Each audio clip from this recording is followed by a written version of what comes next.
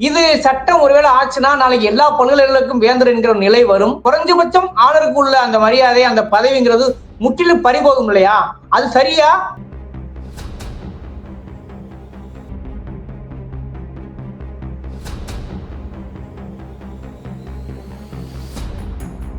திராவிட இனத்தின் போராளி, தமிழின போராளி, மாநில சுயாட்சியின் போராளி கலைஞர்.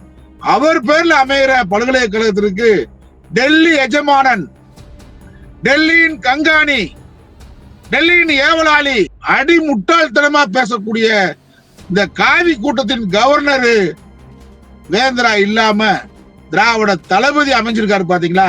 இது வரலாற்று சிறப்பு.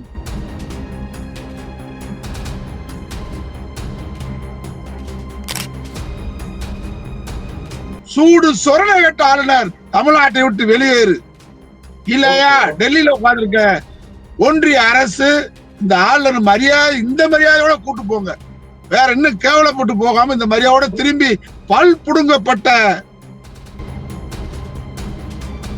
ஆளுநர், கேவலப்பட்ட ஆளுநர், உச்ச நீதிமன்றத்தால் அசிங்கப்பட்ட ஆளுநர், தமிழ்நாட்டு மக்களால் தூக்கி எறியப்பட்ட ஆளுநர், ஊட்டியில கேவலப்பட்ட ஆளுநர், மானங்கட்ட ஆளுநர்.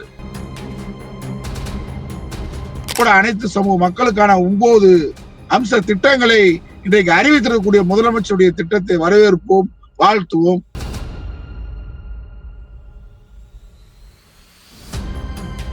திராவிட இயக்கம் என்றைக்கும் கொள்கைவாதிகளை கைவிடாது. திராவிட இயக்கம் என்றைக்கும் லட்சியவாதிகளுக்கு துணை நிற்கும் என்றுதான் மனோ தங்கராஜ் அவர்களுக்கு மீண்டும் வாய்ப்பு வழங்கிய திராவிட மாடல் முதலமைச்சரை வாழ்த்துகிறேன்.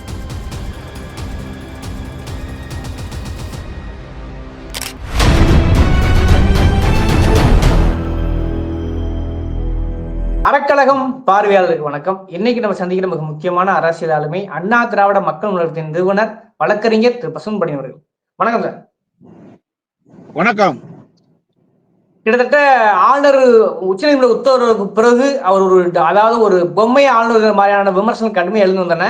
அதை நிரூபிக்கும் வகையில் பாத்தீங்கன்னாக்க ஊட்டியில் நடந்த மாநாட்டுக்கும் அரசு சார்ந்த துணைவேந்தர்கள் யாருமே செல்லவில்லை. இன்னைக்கு சட்டமன்றத்துல ஒரு அதிரடியான அறிவிப்பு வெளியிருக்கிறதை தொடர்ந்து என்னன்னா, கலைஞர் பல்கலைக்கழகத்துக்கு வேந்தரே முதல்வராகத்தான் இருக்க வேண்டும் சட்ட மசோதா தாக்கலா இருக்கிறது. முதற்கட்டமா எப்படி பாக்குறீங்க? முழுமையாக வரவேற்கிறேன்.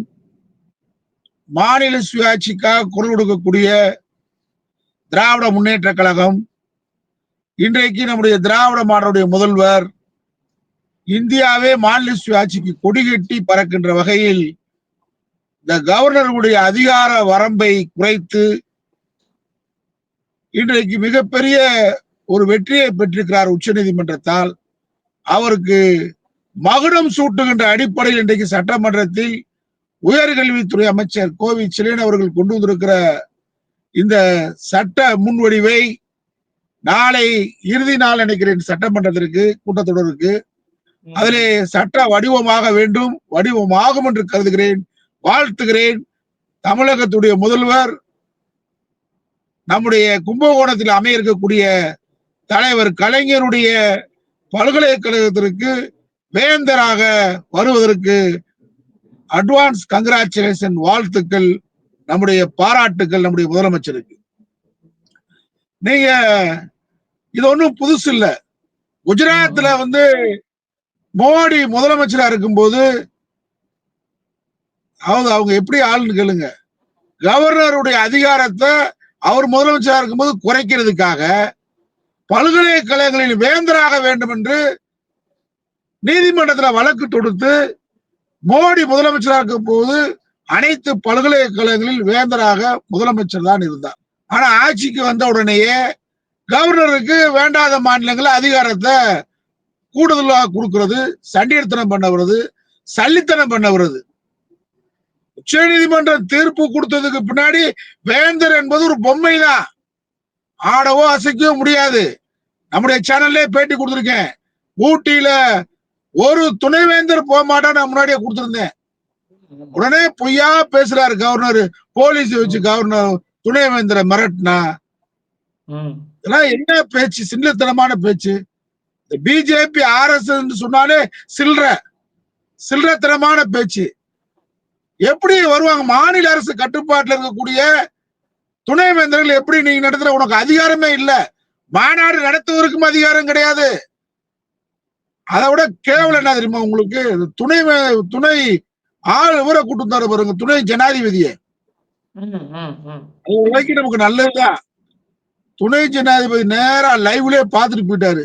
தமிழ்நாடுனா என்ன, திராவிடம்னா என்ன அப்படின்னு இந்த ஆளுநர் RN ரவி கேவலப்பட்டதை விட அவர் கொஞ்சம் துடிப்பான ஆள். ஏற்கனவே மேற்கு வங்காளத்துல மம்தா பானர்ஜி கவர்னரா இருந்து குடைச்சல் கொடுத்தால்தான் தன்தீப் இப்ப துணை ஜனாதிபதி. அவர் தமிழ்நாட்டுல ஆட்சி 2 பேரும் சேர்ந்து ஆட்டம் போடும் ஊட்டியில் நாங்க சத்தம்லாம் வெளியேறிட்டாங்க. லைவ்லயே பார்த்துட்டு கூட இதான் திராவிடம், இதுதான் தமிழ்நாடு, இதுதான் பெரியார்மான், இதான் திராவிட தளபதி இன்றைக்கு முதலமைச்சருடைய மன்னன் நிரூபிச்சிருக்காங்க. இப்ப இந்த பல்கலைக்கழகம் அமைகிறது பெரிய கும்பகோணம் பகுதிக்கு ஒரு வரப்பிரசாதம். அதுவும் தலைவர் கலைஞர் பேர்ல அமைகிற பல்கலைக்கழகம் சிறப்பானது. எதிர்கால மாணவர் சமுதாயத்துக்கு ஒரு வரலாற்றை படைக்க இருக்கக்கூடிய பல்கலைக்கழகம் தான் கும்பகோணத்தில் அமையக்கூடிய பல்கலைக்கழகம். பாரதிதாசன் பல்கலைக்கழகத்திலிருந்து அந்த பல்கலைக்கழகத்தில் சில மாவட்டங்கள் பிரிக்கப்படும். அநேகமாக அரியலூர், அந்த திருச்சி மாவட்டம் பாரதிதாசன் பல்கலைக்கழகத்திலிருந்து வரக்கூடிய எதிர்காலத்தில் அமையக்கூடிய அருமையான பல்கலைக்கழகம். அதுல கலைஞர் பேர்ல அமையக்கூடிய இந்த பல்கலைக்கழகத்திற்கு அதான் கலைஞர் எப்பயுமே பிறந்திலிருந்து வளர்ந்திலிருந்து வாழ்ந்திலிருந்து மறை வரைக்கும் போராட்ட தளபதி மாநில உரிமைக்காக. அவர் மரணம் அடையும் போது கூட நீதிமன்றத்திற்கு சென்று அவருடைய நினைவிட வைப்பதற்கு கூட நீதிமன்றத்தில் போராடி வெற்றி பெற்றுதான் வைக்க முடிஞ்சு.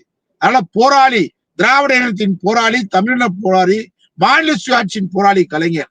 அவர் பேர்ல அமைகிற பல்கலைக்கழகத்திற்கு டெல்லி எஜமானன், டெல்லியின் கங்காணி, டெல்லியின் ஏவலாளி, அடி முட்டாள்தனமா பேசக்கூடிய இந்த காவி கூட்டத்தின் கவர்னர் வேந்தரா இல்லாம திராவிட தளபதி அமைஞ்சிருக்காரு. பாத்தீங்களா?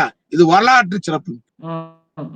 எதிர்காலத்துல அனைத்து பல்கலைக்கழகங்களும் வேந்தர் முதல்வர் தான் என்கின்ற செய்தியை நாளை சட்ட முடிவெடுப்பதில் சேர்த்து கொண்டு வர வேண்டும் என்பது என்னுடைய வேண்டுகோள். மாண்புமிகு உயர்கல்வித்துறை அமைச்சருடைய வேண்டுகோள் என்னன்னு கேட்டா, கலைஞர் பல்கலைக்கழகத்துக்கு மட்டும் அவர் வேந்தர் அல்ல, இந்த சட்ட முடிவெடுப்பை கொண்டு வாங்க. உச்ச நீதிமன்றம் என்ன சொல்றதுன்னா, அந்த வேந்தர்ன்றதுக்கு பதிலாக தமிழ்நாடு அரசு வார்த்தையை பயன்படுத்திருக்கு. குஜராத்ல வேந்தர்களுக்கு பதிலாக முதல்வர் போட்டிருக்காங்க.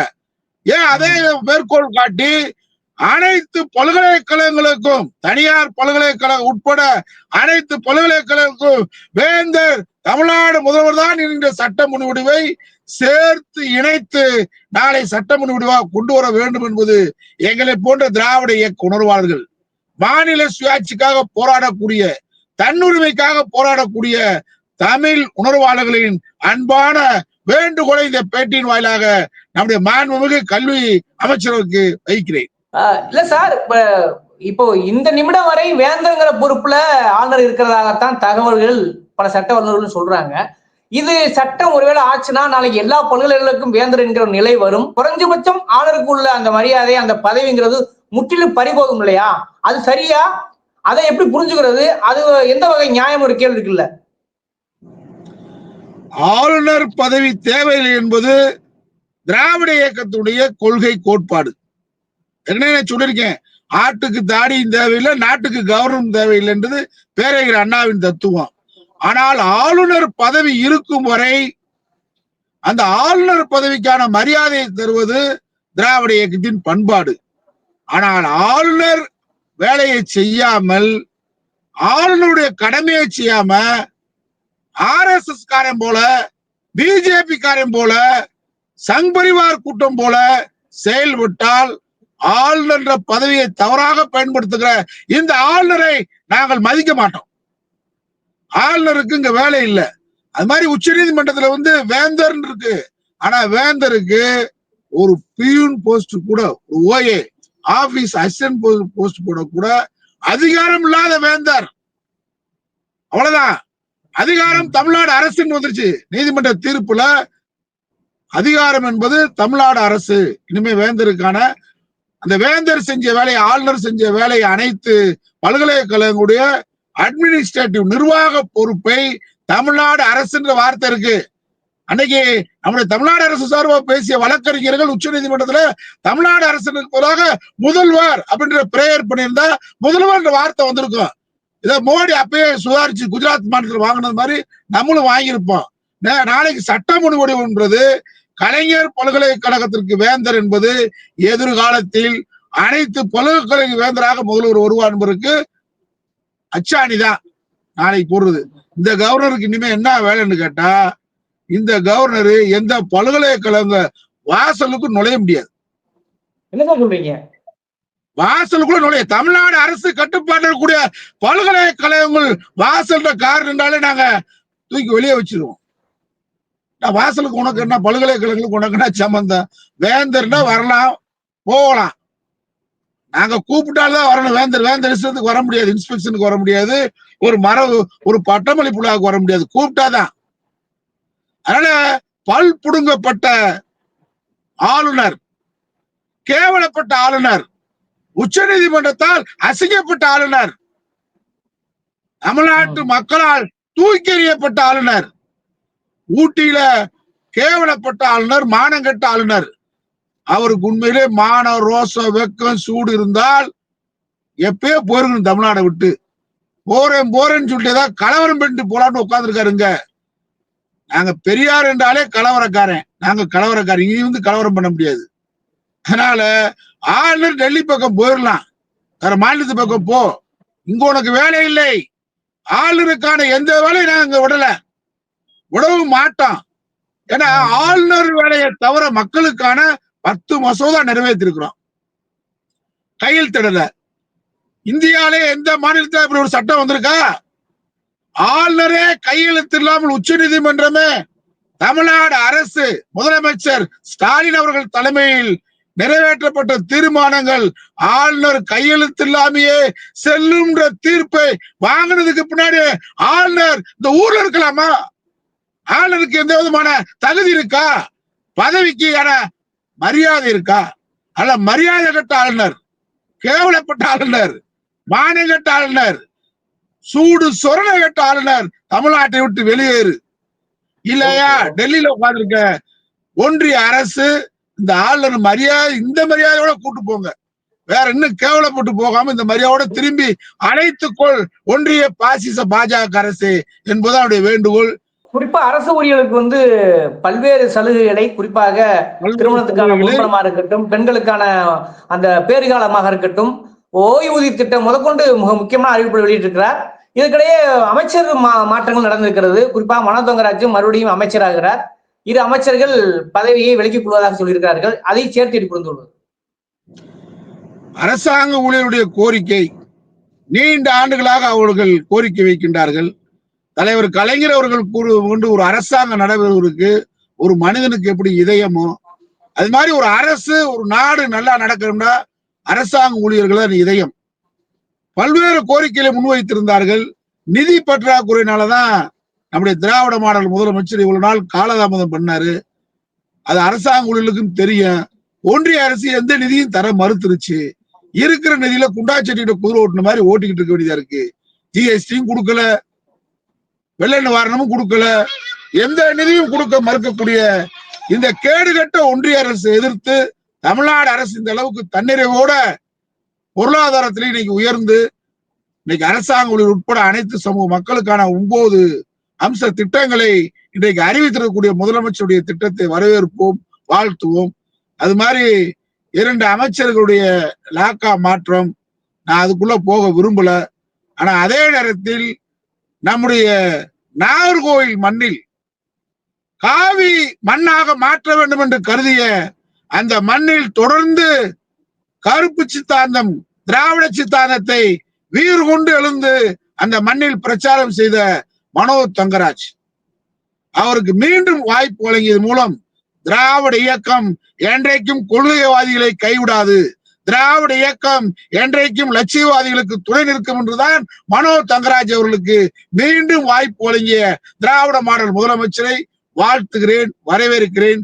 தெற்கு சீமையில் மீண்டும் ஒரு அமைச்சருக்கு வாய்ப்பு கொடுத்ததற்காக தெற்கு சீமையின் ஒரு திராவிட இயக்கத்தின் தளபதி என்ற அடிப்படையில், ஒரு தொண்டன் என்ற அடிப்படையில் மனோஜ் தங்கராஜ் அவர்களுக்கு பாராட்டுக்களையும் வாழ்த்துக்களையும் நம்முடைய திராவிட மாடல் முதலமைச்சருக்கு அனைத்து எங்களுடைய அண்ணா திராவிட மக்கள் முன்னேற்ற கழகத்தின் சார்பிலும் எனது சார்பிலும் பாராட்டுக்களையும் வாழ்த்துக்களையும் தெரிவித்துக் கொள்கிறேன்.